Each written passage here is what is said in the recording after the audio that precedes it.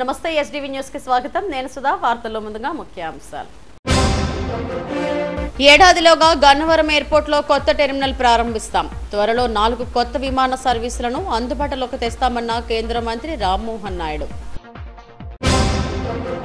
Steel plant అంశంలో ఉన్నత స్థాయిలో చర్చ జరుగుతుంది. త్వరలోనే సానుకూల నిర్ణయం వస్తుందన్న ఎంపీ శ్రీభరత్. గాదిరాజు ప్యాలెస్ లో నవంబర్ 29, 30, డిసెంబర్ 1వ తేదీలలో క్రెడాయ్ ప్రాపర్టీ ఎక్స్పో.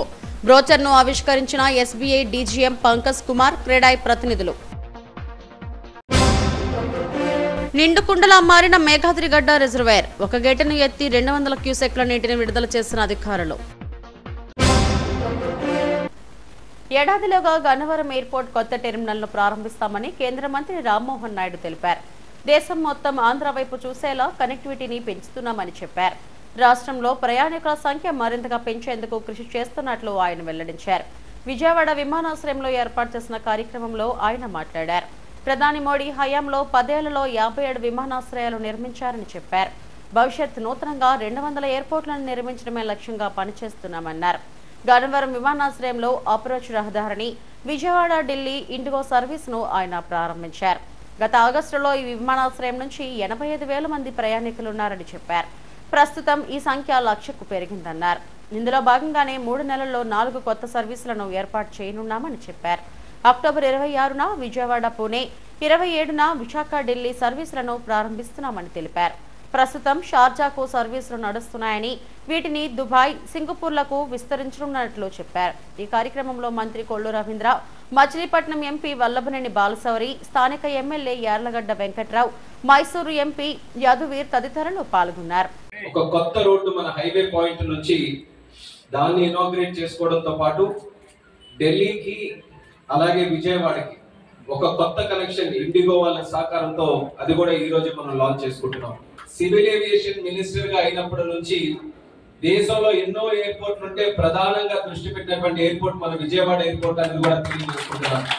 దానికి కారణం చంద్రబాబు నాయుడు గారు, పవన్ కళ్యాణ్ గారు ప్రత్యేకంగా వాళ్ళు కూడా చెప్పి ఈ విజయవాడ ఎయిర్పోర్ట్ ని మనం డెవలప్ చేసుకోగలిగితే, ఈ కనెక్టివిటీని దేశంలో ఉన్నటువంటి ప్రతి నగరానికి మనం అందించగలిగితే మన క్యాపిటల్ కి ముందుగా చాలా మంది వస్తారు. తద్వారా మన రాష్ట్రం కూడా అభివృద్ధి చెందడానికి అవకాశం ఉంటుందని వాళ్ళు ఒక డైరెక్షన్ ఇచ్చిన తర్వాత ప్రత్యేక దృష్టి పెట్టి నాకు తెలిసి ఈ 3 నెలల్లో ప్రభుత్వాలు ఏర్పాటైన 3 నెలల్లో ముంబైకి మనం స్టార్ట్ చేసుకున్నాం. ఒక ఫ్లైట్ ముందుగా చిన్న ఫ్లైట్ ATR ఉంటే దాన్ని అప్గ్రేడ్ చేసి ఎయిర్ బస్ కింద బెంగళూరు కి కొత్త ఫ్లైట్ మనం స్టార్ట్ చేసాం. ఈ రోజు అదనంగా ఢిల్లీకి కూడా ఒక కనెక్షన్ మనం స్టార్ట్ చేసాం. అంటే చంద్రబాబు నాయుడు గారికి, నరేంద్ర మోదీ గారికి కలుసుకోవడానికి అదనంగా ఇంకో కార్యక్రమం కూడా చేశామని వాళ్ళ రిలేషన్ ఎంత బలంగా ఉంటే దేశం గాని రాష్ట్రం గాని అంత సుభిక్షంగా ఉంటుందనే ఆలోచనతో 2 క్యాపిటల్స్ ని కూడా మరొక కనెక్షన్ తో ఈ రోజు కలపడం జరుగుతుంది. స్టీల్ ప్లాంట్ అంశంలో ఉన్నత స్థాయిలో చర్చలు జరుగుతున్నాయని, సానుకూల నిర్ణయం కోసమే తాము ఎదురు చూస్తున్నామని విశాఖ ఎంపీ శ్రీభరత్ అన్నారు. కూర్మన్పాలెం మార్చి వద్ద దీక్షలు 1311వ రోజు శిబిరంలో కార్మికులను టీడీపీ రాష్ట్ర అధ్యక్షుడు పాలా శ్రీనివాసరావుతో కలిసి ఎంపీ భరత్ పలు అంశాలపై చర్చించారు. బ్లాస్ట్ ఫర్నేస్ మూసివేతకు గురైనప్పుడు ఆందోళన చెందడం సహజమేనన్నారు. తాను ఇప్పటికే కేంద్ర ఆర్థిక మంత్రి నిర్మలా సీతారామన్తో మాట్లాడారని చెప్పారు. ఆమె మంచి నిర్ణయమే వస్తుందని తమతో చెప్పారని తెలిపారు. నిరంతరం సీఎం చంద్రబాబు కేంద్ర పెద్దలతో ఇదే విషయమై మాట్లాడుతున్నారని తెలిపారు. స్టీల్ ప్లాంట్ ను పూర్తి సామర్థ్యంతో నడిపేందుకు కావలసిన అన్ని చర్యలను తీసుకోవాలని కేంద్ర పెద్దల ముందు తాము ప్రతిపాదనలు ఉంచామని వెల్లడించారు. ఉక్కు పరిశ్రమను పరిరక్షించడంలో కూటమి ప్రభుత్వం చిత్తశుద్ధితో పనిచేస్తుందని వెల్లడించారు. స్టీల్ ప్లాంట్లో అనేక కారణాల వల్ల స్టీల్ ప్లాంట్ ప్రొడక్షన్స్ తగ్గిపోవడం, ఒక ఫర్నేస్ షట్ డౌన్ అవడం వల్ల ఇక్కడ అందరూ ఆందోళన చెందుతున్నారు.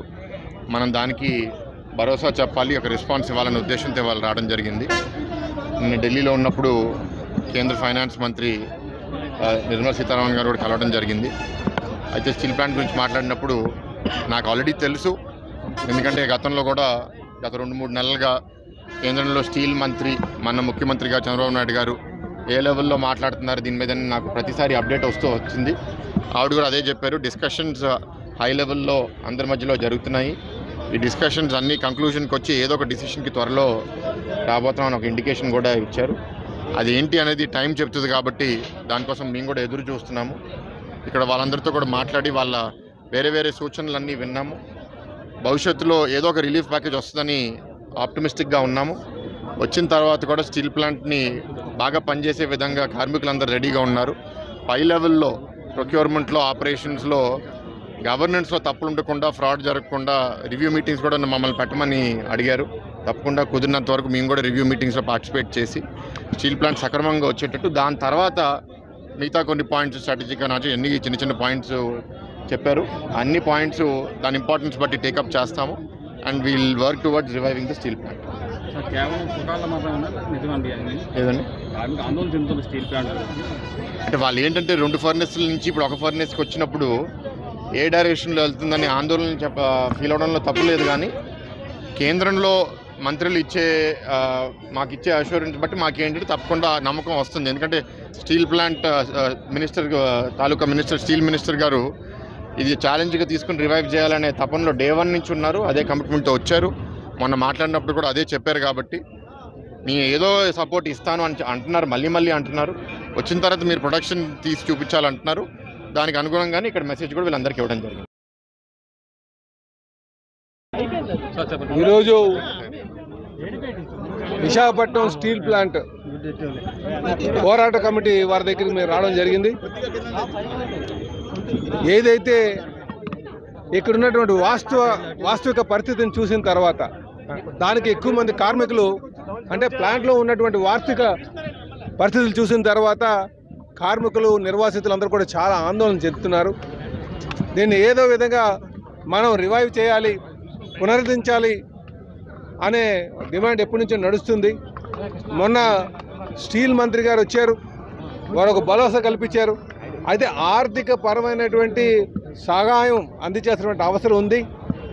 ఆ నమ్మకం ఖచ్చితంగా మనకు అందుతుందని మాకు నమ్మకం వచ్చిన తర్వాత వీళ్ళకి కార్మికులందరికీ కూడా భరోసా కల్పించడానికి ఇక్కడికి వచ్చామని చెప్పి తెలియజేస్తున్నాం.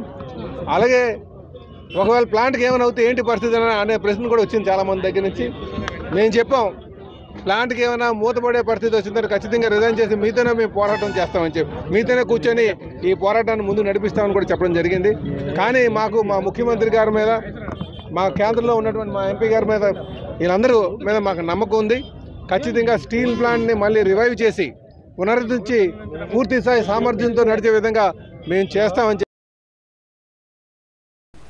అత్యంత ప్రతిష్టాత్మకంగా నిర్వహించే క్రేడాయి 10వ ప్రాపర్టీ ఎక్స్పో నవంబర్ 29, 30, డిసెంబర్ 1వ తేదీలలో నిర్వహించనున్నారు.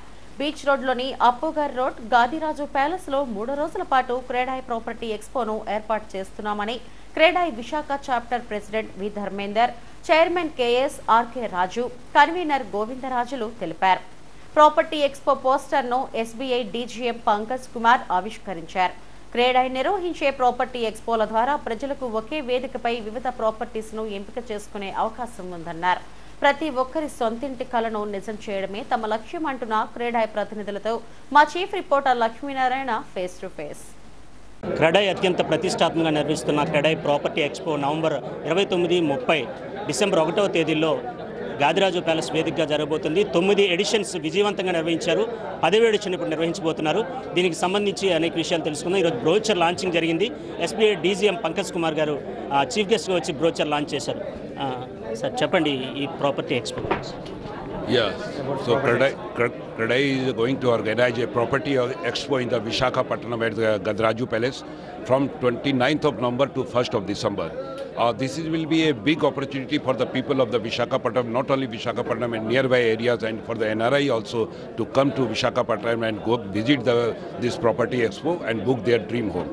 At the same time, the State Bank of India will also be present there, and we are having our processing center, a specialized processing center only for the home loan and for the builder finance also, and as one of the largest bank of the country and the largest home loan provider also will also be present there.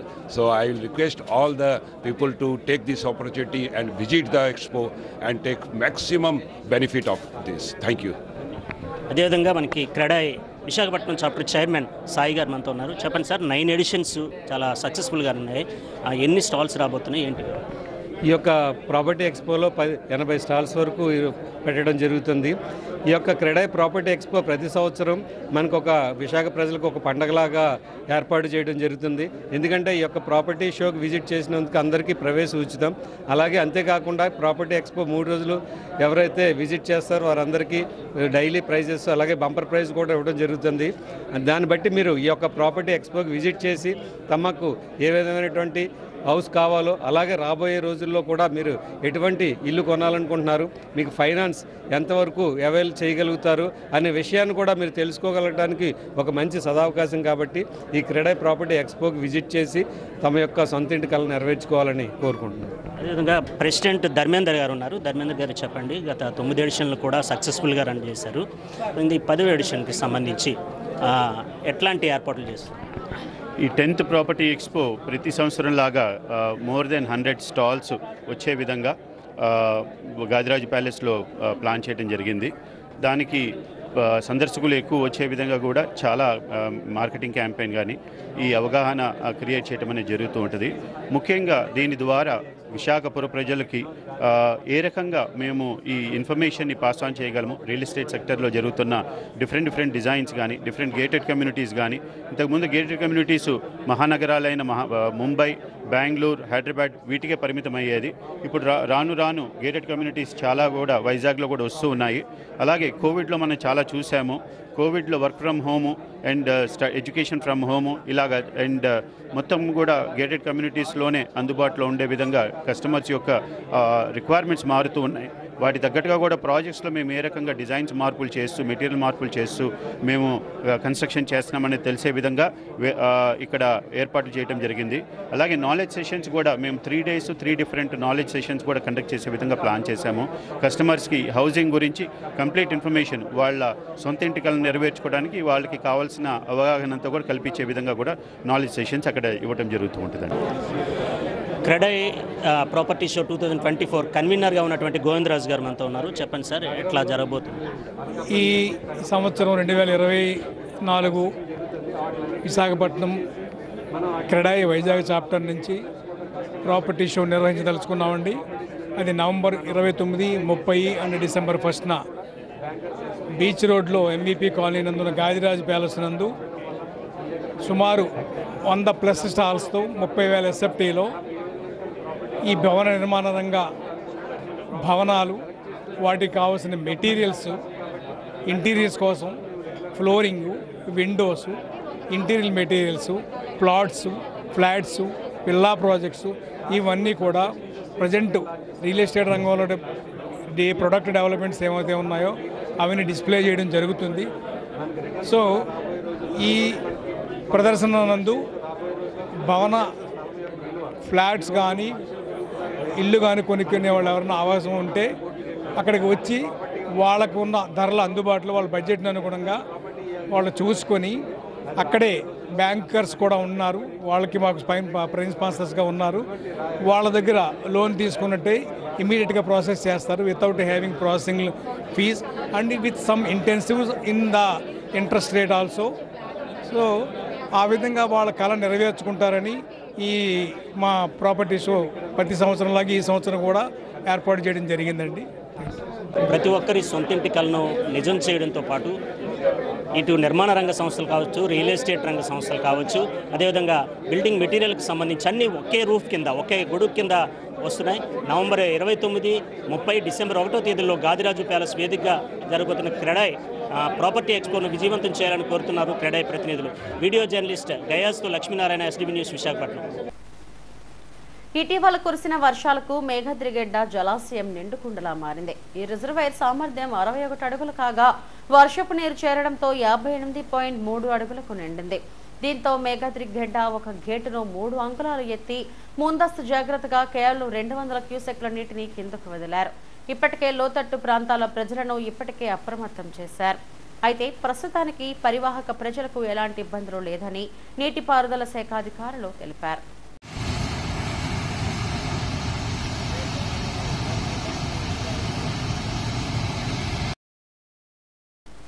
సత్వర న్యాయాన్ని అందించడమే లోక్ అదాలత్ లక్ష్యమని జిల్లా న్యాయ సేవాధికార సంస్థ కార్యదర్శి MV Seshamma తెలిపారు.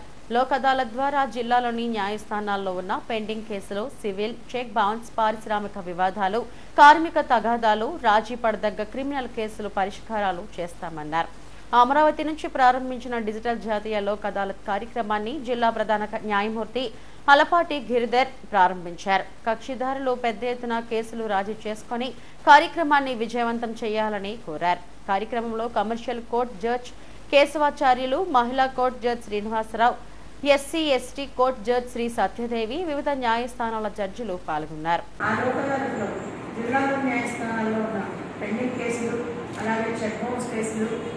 రాజీ పడదగ్గ క్రిమినల్ కేసులు, మోటార్ వెహికల్ చట్టాల కాంపెన్సేషన్ క్లెయిమ్స్ మొదలగు కేసులన్నీ కూడాను ప్రజలందరినీ అలాగే కక్షిదారులందరినీ మిగిలిన అన్ని డిపార్ట్మెంట్ వాళ్ళు ఈ కేసులతో సంబంధం ఉన్న అన్ని డిపార్ట్మెంట్ వారిని కూడా కోరడం అయింది. ఈ నేషనల్ లోక్ అదాలత్ని ఉపయోగించి కేసులు పెద్ద ఎత్తున రాజీ చేసుకుని ఈ నేషనల్ లోక్ అదాలత్ని జయప్రదం చేయవలసిందిగా అందరి కక్షిదారులను మరియు అన్ని డిపార్ట్మెంట్ వారిని కూడాను కోరడం. విజయవాడ బందర్ రోడ్డులోని టీటీడీ వెంకటేశ్వర స్వామి ఆలయంలో తిరుమల శ్రీవారి లడ్డూ ప్రసాదాన్ని ప్రత్యేక కౌంటర్ ద్వారా భక్తులకు విక్రయిస్తున్నారు. ఆలయంలో స్వామివారి ప్రసాదాన్ని అందించడంతో భక్తులు ఆనందం వ్యక్తం చేస్తున్నారు.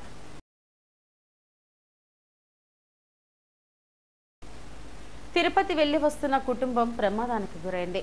చిత్తూరు జిల్లా గాజులపల్లి మెగలిఘాట్ దగ్గరలో కారు టైరు ఒక్కసారిగా పేలిపోవడంతో ఒక్కసారిగా డివైడర్ను ఢీకొట్టింది. ఈ ప్రమాదంలో 2 అక్కడికక్కడే చనిపోగా 5 తీవ్రంగా గాయపడ్డారు. వారిలో ఓ చిన్నారి ఉంది. తిరుమలకు వచ్చి బెంగళూరుకు తిరిగి వెళుతుండగా ఈ ప్రమాదం చోటు చేసుకుంది.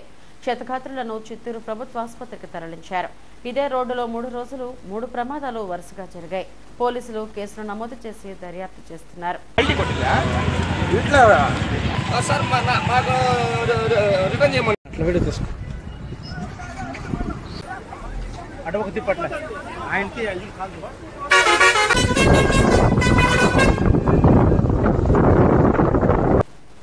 క్రేడై సామాజిక బాధ్యతగా అనేక సేవా కార్యక్రమాలను నిర్వహిస్తుంది. ప్రకృతి వైపరీత్యాలు సంభవించినప్పుడు వెంటనే సహకరించి బాధితులకు అండగా నిలుస్తుంది. రియల్ ఎస్టేట్ నిర్మాణ రంగంలో నాణ్యమైన ప్రొడక్ట్స్ ను వినియోగదారులకు అందించడమే కాకుండా సామాజిక కార్యక్రమాలకు విరివిగా నిర్వహిస్తుంది. ఇటీవల విజయవాడ వరద బాధితులను ఆదుకునేందుకు క్రేడై విశాఖ చాప్టర్ 10 లక్షలు, ఏపీ చాప్టర్ 50 లక్షలు సాయం అందించింది. ప్రకృతి వైపరీత్యాలు, సామాజిక సేవలో తాము ముందుంటామని క్రేడై విశాఖ చాప్టర్ అధ్యక్షుడు వి ధర్మేందర్ తెలిపారు. క్రెడై స్థాపించిన దగ్గర నుంచి కూడా ఎప్పటికప్పుడు కార్పొరేట్ సిఎస్ఆర్ యాక్టివిటీస్ చేస్తూ ఉన్నది. హుడ్డప్పుడు కూడా మేము ముఖ్యమంత్రి సహాయ నిధికి అలాగే నగరంలో ప్లాంటేషన్ ఆఫ్ ట్రీస్ చేశాము, ఫుడ్ డిస్ట్రిబ్యూషన్ చేశాము. అలాగే కోవిడ్ టైంలో ఆ శాంపిల్స్ని, ఈ వ్యాక్సినేషన్స్ని టెస్ట్ చేసే విధంగా ఒక టెస్టింగ్ సెంటర్కి 25 lakhs పెట్టి మేము ఆ టెస్టింగ్ సెంటర్ని కూడా కన్స్ట్రక్ట్ చేయడం జరిగింది సింహాచలం దగ్గర. అలాగే పోలీస్ స్టేషన్స్ ఆధునీకరణ కానీ, స్కూల్స్ యొక్క ఆధునీకరణ, వారికి విద్యార్థులకి కావాల్సిన స్కాలర్షిప్స్, అలాగే నోట్బుక్స్ కానీ ఇవన్నీ కూడా మేము ఉచితంగా ఇవ్వడం జరుగుతుంది. అంతేకాకుండా మా పారిశ్రామిక మా యొక్క వర్కర్స్కి కూడా వాళ్ళ ఫ్యామిలీస్ని ఆదుకునే విధంగా వాళ్ళకి ఇన్సూరెన్స్ ఇవ్వటం కానీ, వాళ్ళకి స్కిల్ డెవలప్మెంట్ కానీ ఇవ్వటం కూడా ఎప్పటికప్పుడు జరుగుతుంది. అన్ఎంప్లాయ్మెంట్ని నిర్మూలించే విధంగా కూడా స్కిల్ డెవలప్మెంట్ ట్రైనింగ్ అనేది అందరికీ ఇస్తూ వాళ్ళని మళ్ళీ మా రియల్ ఎస్టేట్ రంగంలో ఎంప్లాయ్మెంట్ చేసే విధంగా కూడా చాలా చర్యలు తీసుకుంటూ ఉంటుంది క్రీడా విశాఖపట్నం. తిరుమల శ్రీవారిని పలువురు ప్రముఖులు దర్శించుకున్నారు. MLA Pantham Venkateswararao, Pulivendula MLC Bhumireddy Ram Gopal, YCP MLC Kalyani, మాజీ డిప్యూటీ సీఎం నారాయణస్వామి, మాజీ మంత్రి కారుమూరి నాగేశ్వరరావు, తెలంగాణ మాజీ మంత్రి మహేందర్ రెడ్డి, మాజీ డీఐజీ ప్రభాకర్, కేంద్ర మాజీ మంత్రి కిల్లి కృపారాణిలు కుటుంబ సభ్యులతో వేర్వేరుగా శ్రీవారి సేవలో పాల్గొన్నారు.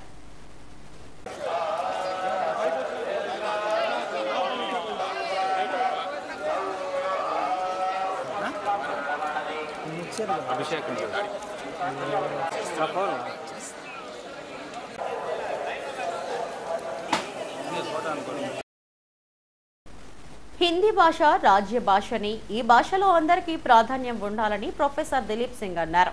సెంట్రల్ ట్రైబల్ యూనివర్సిటీలో హిందీ దినోత్సవం ఘనంగా జరిగింది. హిందీ భాషకు సంబంధించిన సాహిత్యంపై వక్తలు తమ అభిప్రాయాలు పంచుకున్నారు. హిందీ భాష ప్రాముఖ్యతను గొప్పతనాన్ని ఆచార్యులు గీతావర్మ తెలిపారు. వీసీ ఆచార్య టీవీ కట్టిమణి అధ్యక్ష ఉపన్యాసం చేశారు. अनुवाद आप कर दो 10.40 रुपीस आपको मिल जाएगा. तो ये अनुवाद का क्षेत्र है, ये भाषा का क्षेत्र है. भाषा से हम कमा सकते हैं. वैसे सर मैंने अभी एक योजना बनाई है पोस्ट रिटायरमेंट में, एक ट्रांसलेशन ऑर्गेनाइजेशन मैं बना रहा हूँ. एंड ट्रांसलेशन में बहुत सारा पैसा. सर साहित्य अकेडमी अभी 2.42 रुपीस 40 पैसे एक शब्द के अनुवाद के लिए देती है.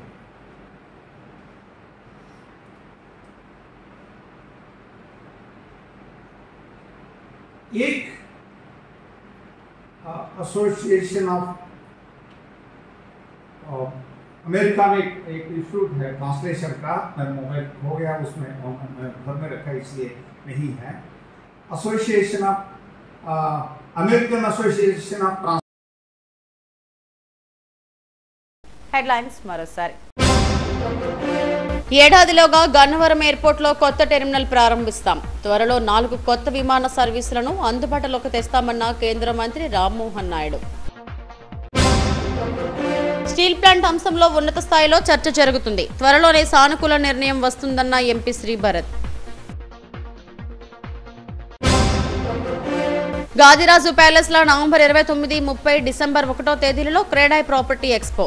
బ్రోచర్ను ఆవిష్కరించిన ఎస్బీఐ డీజీఎం పంకజ్ కుమార్, క్రెడాయ్ ప్రతినిధులు. నిండుకుండలా మారిన మేఘాద్రిగడ్డ రిజర్వాయర్. ఒక గేటును ఎత్తి 200 క్యూసెక్ల నీటిని విడుదల చేసిన అధికారులు. ఇవి ఇప్పటి వరకు నా బులెటిన్ అప్డేట్స్. మరిన్ని వార్తా విశేషాల కోసం చూస్తూనే ఉండండి ఎస్టీవీ న్యూస్. నమస్తే.